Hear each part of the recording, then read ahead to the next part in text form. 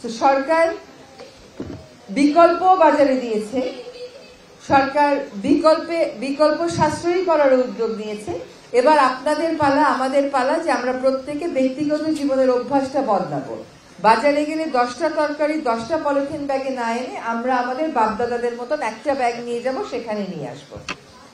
আজকে ozone layer ডিপ্লিশনে আপনারা কিন্তু দুঃসংবাদের চেয়ে সুসংবাদ বেশি শুনেছেন, যে ওজোন লেয়ারটা ক্ষয় হয়ে যাওয়ার কারণে আমাদের অতি বেগুনি রশ্মি প্রবেশ করার কারণে মানব স্বাস্থ্য, শস্য উৎপাদন, প্রাণী স্বাস্থ্যের উপরে কি ধরনের বিরূপ প্রতিক্রিয়া পড়ছিল। একটা ব্যতিক্রম হয়তো আপনারা খেয়াল করেন নাই, সেটা হচ্ছে অন্য অনেক আন্তর্জাতিক আইন প্রয়োগ হয় না, কিন্তু এই আন্তর্জাতিক আইনটা প্রয়োগ হয়েছে।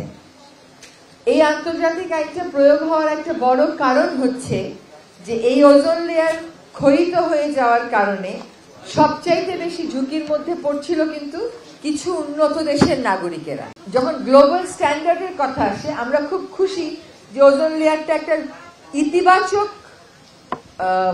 দৃষ্টান্ত হয়ে থাকবে, কিন্তু আমরা আবার একই সাথে উদ্বিগ্ন যে আমাদের ভবিষ্যৎ যে জলবায়ু পরিবর্তন রোধের উপর নির্ভর করে সেটা নিয়ে আমরা তেমন কাজ করছি না।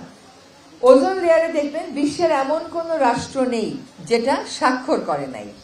এটাকে বলে ইউনিভার্সালিটি বা সার্বজনীনতার দিক থেকে বিশ্বের একটা অন্যতম ভালো দৃষ্টান্ত। সকল রাষ্ট্র এখানে স্বাক্ষর করেছে। আবার যদি জলবায়ু পরিবর্তনে যান, সেখানে আমরা দেখব যে সকল রকমের বৈজ্ঞানিক তথ্য উপাত্ত থাকা সত্ত্বেও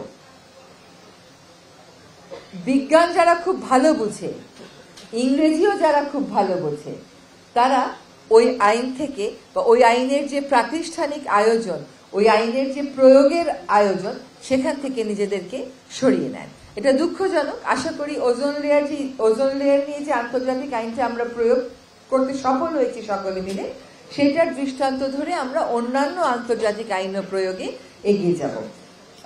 আমাদের উন্নয়ন সহযোগী প্রতিষ্ঠানকে ধন্যবাদ যারা আমাদেরকে সহায়তা দিয়েছেন ওজোন লেয়ার ক্ষতি করে এমন বিভিন্ন সাবস্টেন্সকে অ্যাড্রেস করে কাজ করবার জন্য প্রকল্প নীতি এবং বাস্তবায়ন করতে।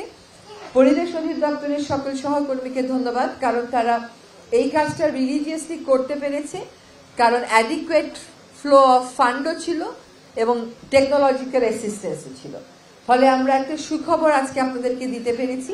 আজকে যারা আপনারা র্যালিতে অংশগ্রহণ করেছেন সকলকে ধন্যবাদ। আর সবচাইতে বেশি অভিনন্দন জানাচ্ছি হচ্ছে আজকে যারা অংশগ্রহণ করেছেন চিত্রাঙ্কন প্রতিযোগিতায় এবং পুরস্কার পেয়েছেন।